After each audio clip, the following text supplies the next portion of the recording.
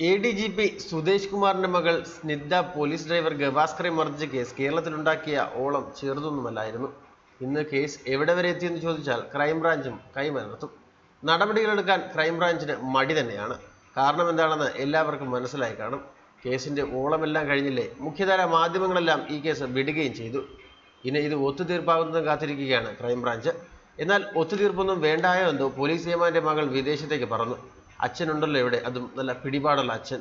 മർദ്ദനത്തിൽ ഗവാസ്കറിന് ഗുരുതര പരിക്കുകളേറ്റിരുന്നു. അതുകൊണ്ട് തന്നെ ജാമ്യമില്ലാ വകുപ്പ് പ്രകാരം കേസെടുക്കേണ്ടതാണ്. ഇതിൽ ചോദ്യം ചെയ്യലും അനിവാര്യമായിരുന്നു. എന്നാൽ ഇതൊന്നും നടന്നില്ല. പിടിപാടുണ്ടെങ്കിൽ ഇങ്ങനെയൊക്കെ നടക്കും. സംഭവം നടന്ന് 109 ദിവസം കഴിഞ്ഞിട്ടും കുറ്റപത്രം സമർപ്പിക്കാതെ ക്രൈംബ്രാഞ്ചും ലോക്കൽ പോലീസും ഒളിച്ചു കളിച്ചപ്പോൾ ആരോപണ വിധേയായ പെൺകുട്ടി വിദേശത്തേക്കും പറന്നു. ഇതിന് പോലീസ് തന്നെയാണ് എല്ലാ സഹായവും ഒരുക്കി നൽകിയതെന്നാണ് ആരോപണം. കേസ് ഒത്തുതീർപ്പാക്കാൻ പോലീസിന്റെ കയ്യിൽ കൃത്യമായ തിരക്കഥയുണ്ട് എന്നതാണ് മറ്റൊരു വസ്തുത. ഗവാസ്കറും ആരോപണ വിധേയായ പെൺകുട്ടിയും തങ്ങൾക്കെതിരായ FIR റദ്ദാക്കാനായി നൽകിയ ഹർജി ഹൈക്കോടതി വെള്ളിയാഴ്ച പരിഗണിക്കും. ഇതിൽ തീരുമാനമായ ശേഷമാകും കുറ്റപത്രം സമർപ്പിക്കുന്ന കാര്യം പരിശോധിക്കുകയെന്ന് അന്വേഷണ സംഘവും അറിയിച്ചു. ഇരുവരും തമ്മിൽ കേസ് പറഞ്ഞൊത്തുതീർപ്പാക്കുമെന്ന പ്രതീക്ഷ ക്രൈംബ്രാഞ്ചിനുണ്ട്.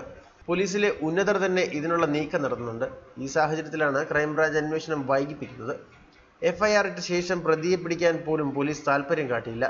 മുതിർന്ന IPS ഉദ്യോഗസ്ഥന്റെ മകളെ രക്ഷിക്കാൻ ഉന്നത പോലീസ് ഉദ്യോഗസ്ഥരും മുൻപന്തിയിലുണ്ട്. IPS അസോസിയേഷനും അതിശക്തമായ ഇടപെടൽ നടത്തി. ഇതോടെയാണ് ക്രൈംബ്രാഞ്ചും കേസ് അന്വേഷണം മുന്നോട്ട് കൊണ്ടുപോകാതെ മരവിപ്പിച്ചത്. പോലീസ് പിടിച്ചെടുത്ത ടാബ് ഗവാസ്കർ തിരിച്ചറിഞ്ഞിരുന്നു. തന്നെ മർദ്ദിക്കാൻ ഉപയോഗിച്ച ഉപകരണമാണിതെന്നും ഗവാസ്കർ അന്ന് പറഞ്ഞു. മ്യൂസിയം പോലീസാണ് തുടക്കത്തിൽ ഈ കേസ് അന്വേഷിച്ചത്. യുവതിയുടെ പരാതിയിൽ ഗവാസ്കർക്കെതിരെയും കേസെടുത്തു. പിന്നീട് ഇരുവരും FIR റദ്ദാക്കണമെന്നാവശ്യപ്പെട്ട് ഹൈക്കോടതിയെ സമീപിച്ചു. ഗവാസ്കർ കേസിൽ നിന്ന് പിന്മാറില്ലെന്നുറപ്പായതോടെയാണ് കൗണ്ടർ കേസ് കൊടുത്തത്. ഇതുമായി ബന്ധപ്പെട്ട് പല വിവാദങ്ങളും ഉണ്ടായി. ഗവാസ്കറുടെ മകളുടെ മെഡിക്കൽ പരിശോധന നടത്തി. ഡോക്ടറുടെ റിപ്പോർട്ടടക്കം ചർച്ചയായി. ഈ ഡോക്ടർക്കെതിരെ പോലും നടപടിയെടുക്കാൻ നീക്കം നടന്നു.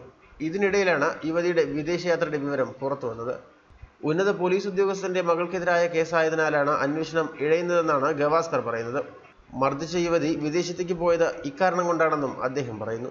എന്നാൽ യുവതിക്ക് വിദേശത്ത് പോകാനുള്ളതിന് വിലക്കില്ലെന്നാണ് അന്വേഷണ സംഘം നൽകുന്ന വിശദീകരണം. കേസിന്റെ അന്വേഷണം അവസാന ഘട്ടത്തിലാണെന്നാണ് അന്വേഷണ ഉദ്യോഗസ്ഥൻ VK പ്രശാന്ത് പറയുന്നത്.